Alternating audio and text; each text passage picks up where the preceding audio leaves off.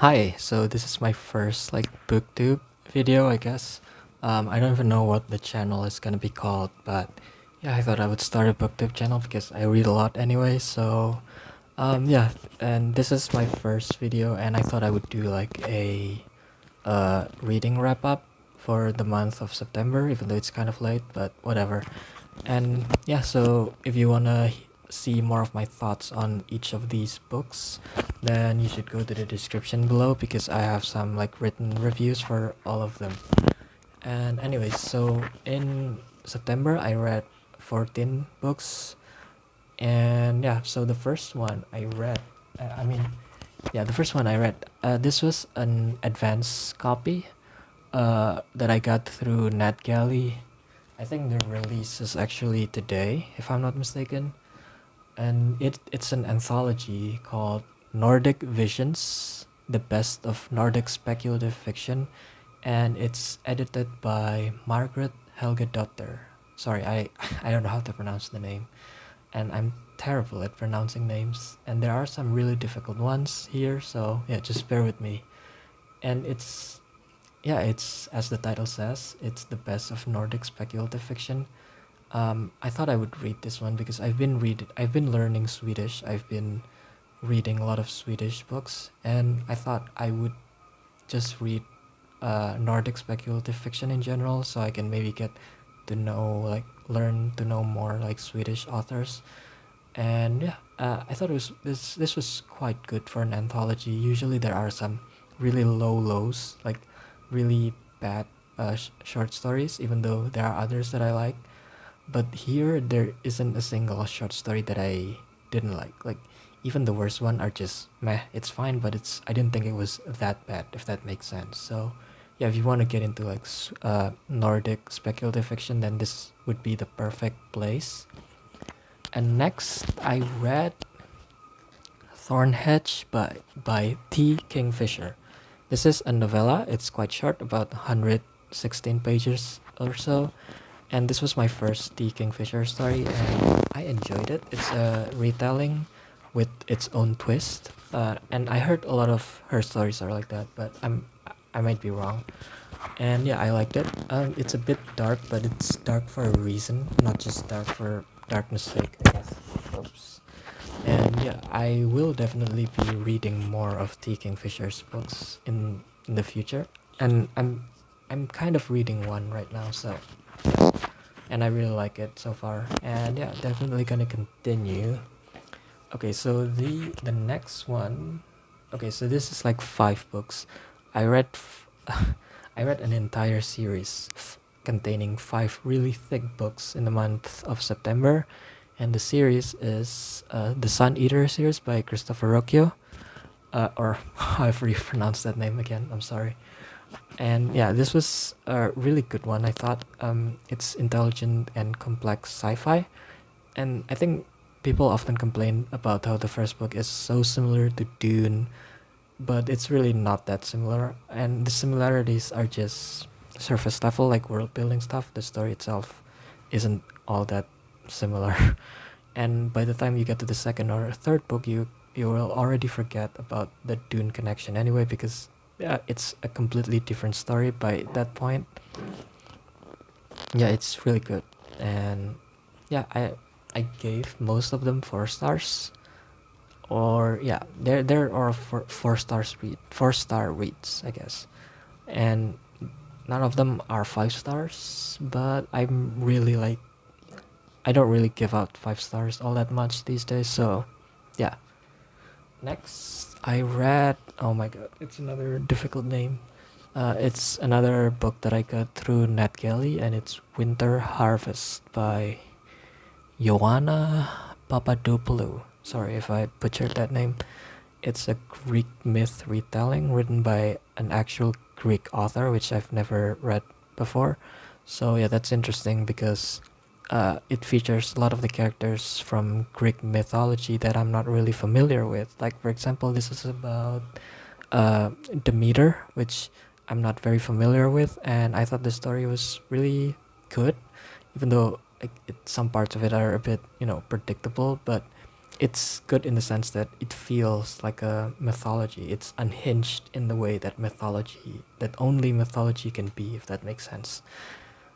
Next, I read The Hungry Dark by Michael Coolwood, another like advanced copy, but this one I didn't get through NetGalley. I got it through Book Sirens, and this is like a very like wholesome YA or middle grade. No, it's not middle grade. It's probably YA fantasy story, and it's one that is a bit too wholesome sometimes, if that makes sense. Like one of those stories.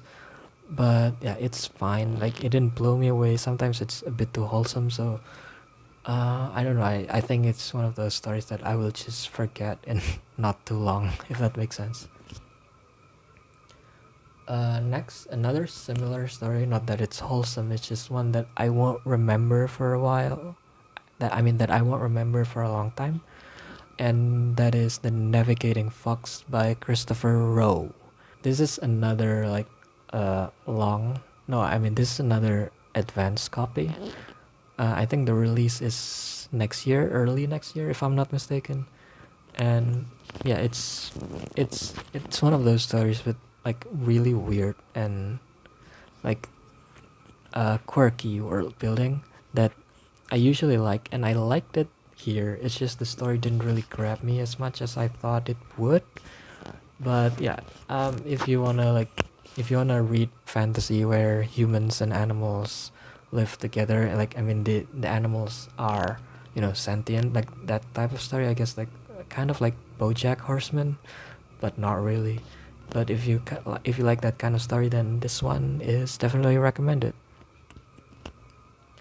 Next, it's another advanced copy for 2024 release, and that is The Parliament by Amy Patka. Yeah, that's the name, Amy Patka. And this one I really liked. It's about a group of people who got stuck inside a library because there are thousands of owls outside attacking anything that moves and trying to get inside the library at the same time. It's really nice. It's a really good book because like the character work is just really really well done, and I really enjoyed the library setting and just seeing how it's like utilized in this story. It's really nice. And yeah, that one was like a 4 out of 5. And next we have 3 more books. The first one is The Memory Theater by Karin Tidbeck. This is a Swedish author, like one of the Swedish authors that was included in the anthology that I mentioned earlier. But I read this in English because I wasn't in the mood to read anything in Swedish. But yeah, so this is a really unique book in the sense that the premise is really wild and out there, and it's told in this really whimsical prose that reminds me of Neil Gaiman, if Neil Gaiman writes more sci-fi instead of fantasy.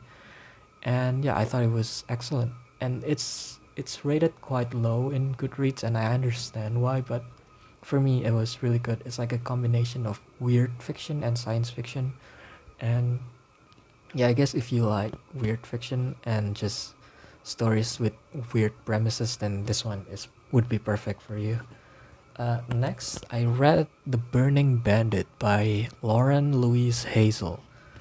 This is like a Chinese-inspired fantasy about 2 boys who, like, it's like a enemies to friends to enemies kind of trope, and I usually like that kind of trope, and I like the way it's executed here, except everything else about the book is just not that great. I thought the world building is really generic and not memorable, and actually that's just most of the book, and it's told in like the blandest, most boring prose. So yeah, I'm not gonna like remember this book for a long time. And the final book that I read in the month of September is another anthology and another upcoming release. It's called The Digital Aesthete. I don't know how to pronounce this word. The Digital Aesthete, Human Musings on the Interaction of Art and AI.